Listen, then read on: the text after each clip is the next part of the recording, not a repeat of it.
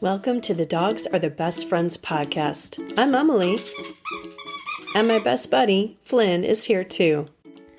Today's guest is a children's author, and not only is she a children's author, but she writes about, you guessed it, dogs. Her stories are sweet, funny, the dogs have a lot of personality. The one that caught my eye and that helped me get interested in talking to Lisa is Aqua Dog. It's about a border collie, and I could connect with this because my own Flynn, a border collie, loves to swim, which I didn't really think they were into. But this dog doesn't do the other job that he's been hired to do, if you will. And I won't spoil it for you, but I do want you to know that I have a signed copy in my hands at this very moment that you can win. All that you have to do is take a screenshot of this podcast, episode 26, and tag me on Facebook or Instagram, and you'll be entered into the drawing to win this. Just remember to put that @ symbol, Dogs Are the Best Friends. On Instagram, it's Dogs Are the Best Friends with COM at the end, and you'll see the picture of Flynn and I. And that's it. It's that simple. And this is only for people in the United States. Many thanks to Lisa Wielen, who is the author and my guest today, for sending this all the way from Australia. So enjoy her interview, and don't forget to enter. You and I are like kindred spirits. You love books, you write books, you work with small, young children. So tell us a little bit about you and definitely about your dog. Thank you for having me. I'm really excited to be here on this podcast. I am a dog lover, have always been a dog lover. I was basically born into a family that loved dogs, so I've had a dog since the day I was born, and I've never been without one. Oh, wow. I am a primary school teacher here in Perth, Western Australia, and I am a children's author.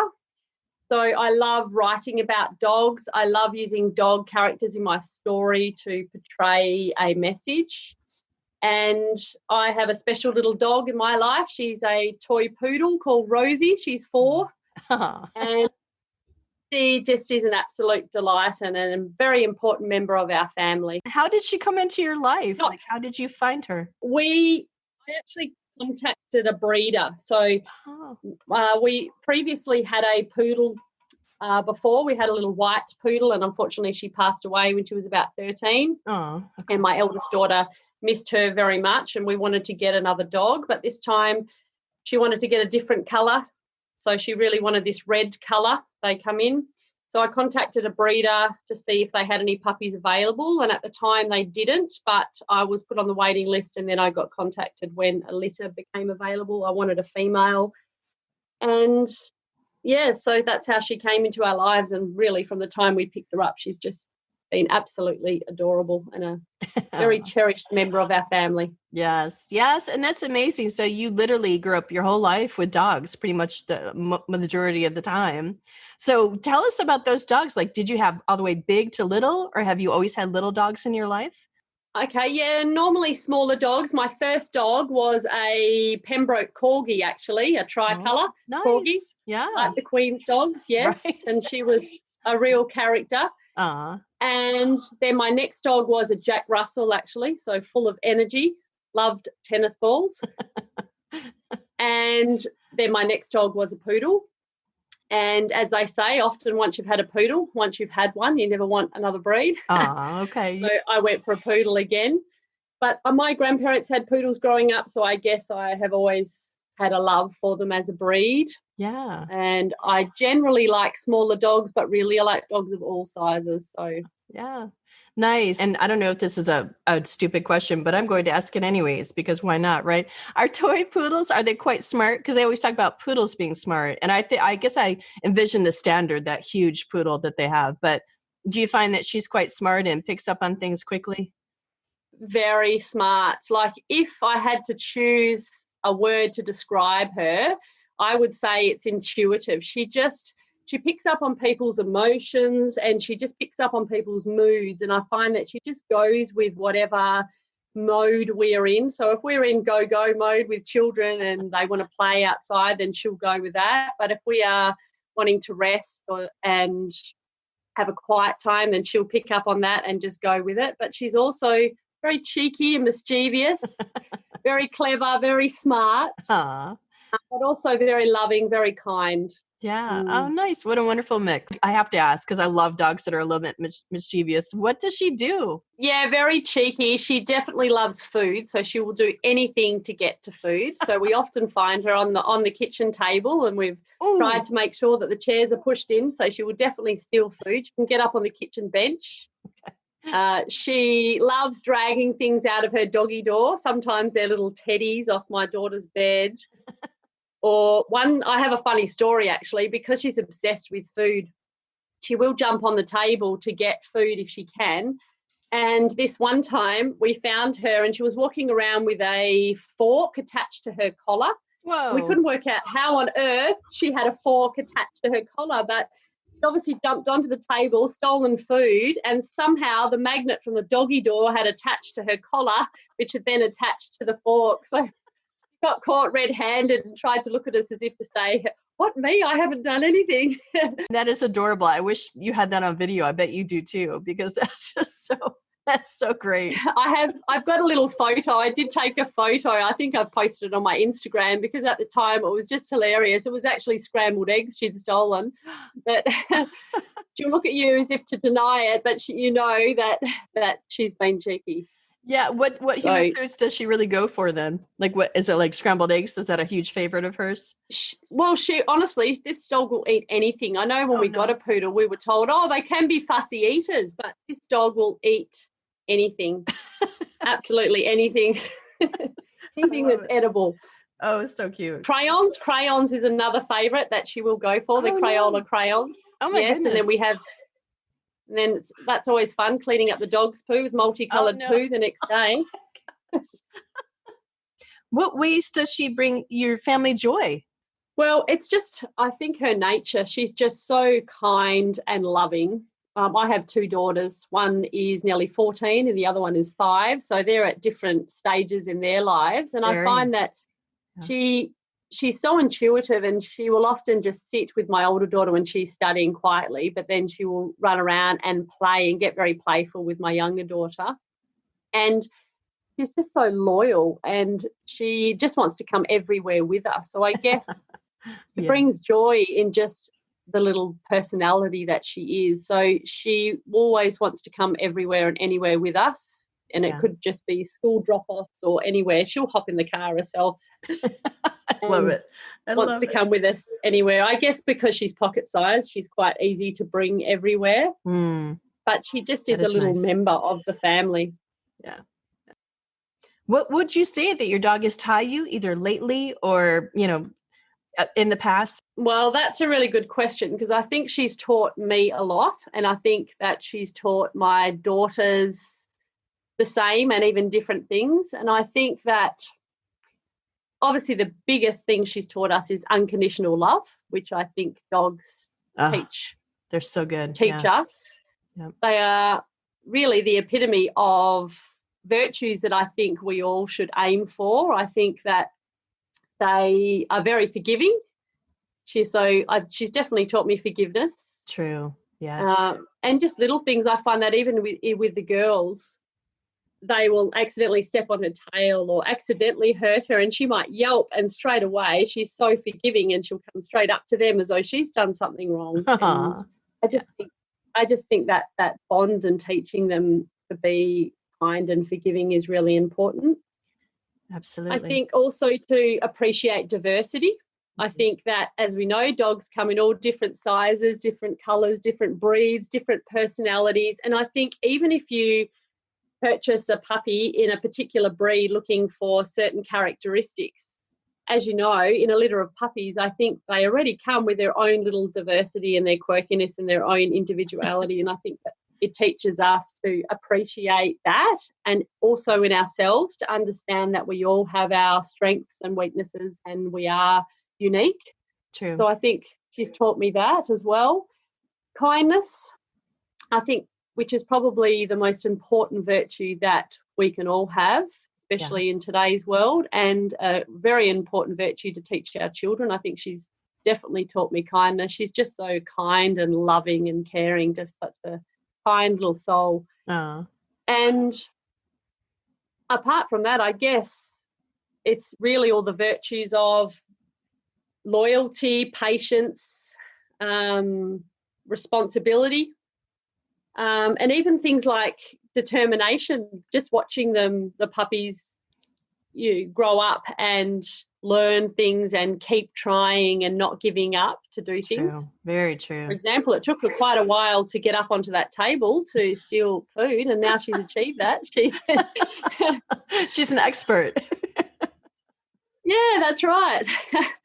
So I think, she's taught me a lot of things, and my girls, and I think that's why dogs are such special creatures, because they really have so much to teach us, so much that we can learn from. Yeah. Yeah. So true. I feel that way. And clearly you do feel that way because you've literally taken lessons and put them into your books that you've written.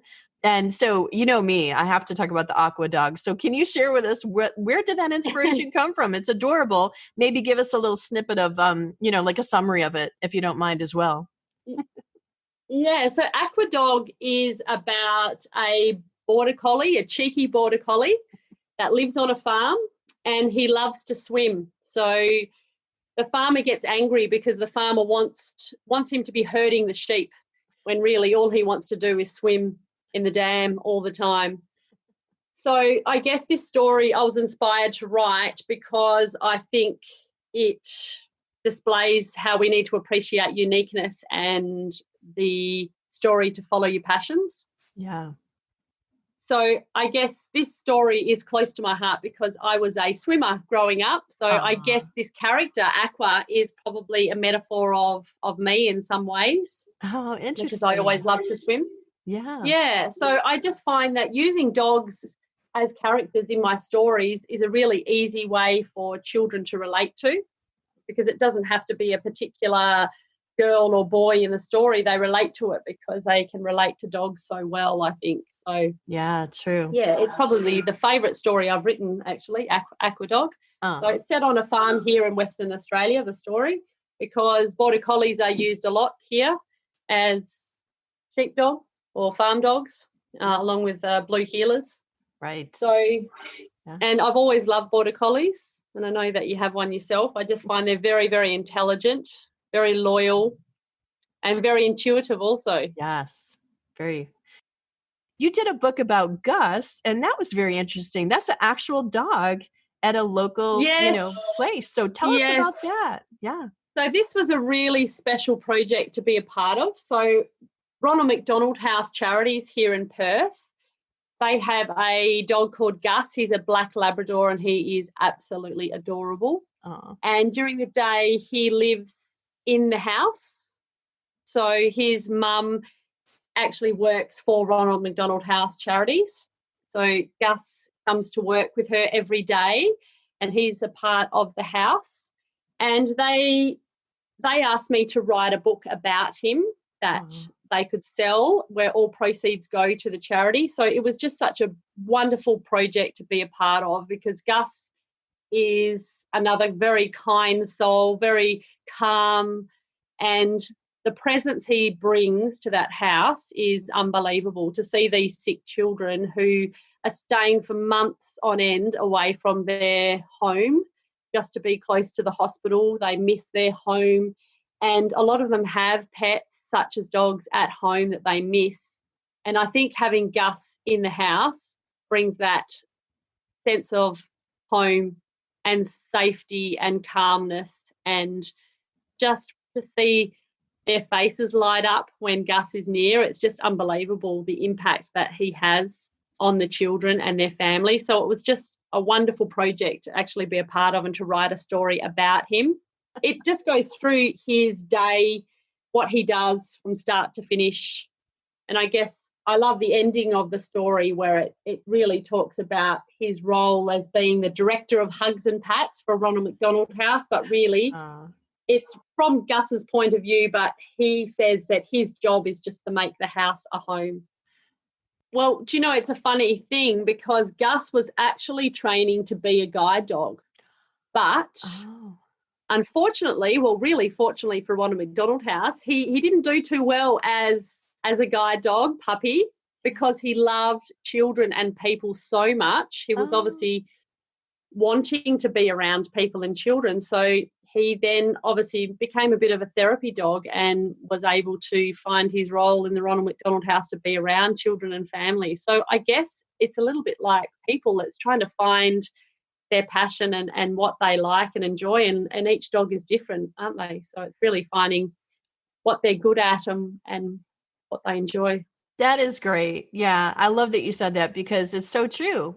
Well, I've got 2 other books. One's Vegetarian Polony, and that's about a farm dog that saves the day because he discovers what the pigs are being farmed for, and they set about on the farm to create a vegetarian Polony.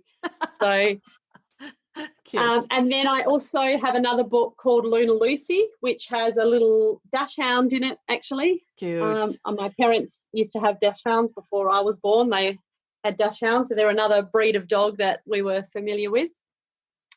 So all of my stories have a dog character in them. Yeah. Because I just love dogs, love writing about them. As a writer, my love for dogs can be seen through my writing, and I would love children to read those stories and develop a love for dogs as well, just like I do. I think they're wonderful creatures, and I think that we have so much to learn from them, and I think that children especially can learn so much from these animals. True. Too true. Oh, and I almost forgot to mention, I was going through your Instagram and I saw that did you get to talk to the Fergie? I mean, did you get to talk to her? That is unbelievable. So I read the Luna Lucy story, and that's been posted, on Fergie's channel. So that was quite exciting. Yes, very. Oh my goodness. That's amazing. So that's what it is. So you get to read your own story and share it with her, the people. She has a channel, Fergie and Friends Story Time, where she reads stories herself, or she gets authors to read stories and then she posts them on her channel, which is really exciting. Yeah. It is. That's awesome. I couldn't believe that. I was just going through your Instagram. I'm like, oh my goodness, this is the Sarah Ferguson. So fun. Yes, so congratulations. That's really amazing. Yeah. Royalty. Yes, I know. Thank you. That's great that she found your book. Did you ask her how she found your book? Did you get to ask that, or anybody tell you? No, I think really she looks for books herself, and she has people that looks for them as well. Yeah. Online. And then there are lots of authors that I suppose want to get their books out there, so we're very happy to volunteer their time to read and get their story out there. Yeah, true. And are you working on a book? I have to ask that, right? Because you're an author. Are you working on any books currently? I am. I've actually got a sequel to Aquadog 2 called Aquadog Flame. So I'm working on that at the moment. It's about a fire that comes through the farm. So that's keeping me very busy at the moment. I've also got a sequel to Luna Lucy called Luna Lucy and the Planets. So the dog called Neptune, which is the dachshund, makes an appearance on every page in that story also. This has been so fun talking to you. I just love authors and anybody that works with children. Of course, I like that to talk to those folks. And then, of course, the fact overall, because this is about dogs are our best friends, and you just you live it. You have a dog in your life. You'd write about dogs. So how fun is it to talk to you and listen to your stories and learn about you and your books? Thank you so much for being here. This is wonderful. Oh, thank you so much for having me. I love listening to your podcast. I love dogs, and I hope that people can read my stories and love dogs also. Remember to enter the drawing with the screenshot of episode 26, which is this episode today, of Lisa and her stories. And all you have to do is then tag me on Instagram or Facebook. And that's it. You'll be entered into the drawing. Hopefully I won't make you mad at me, but Christmas is going to be here before we know it. So either for Christmas or birthdays or Hanukkah or whatever you're celebrating, it could be a great gift. I wish you peace and love, and hug that pup. They deserve it, and so do you. I'll see you next Monday with another great story.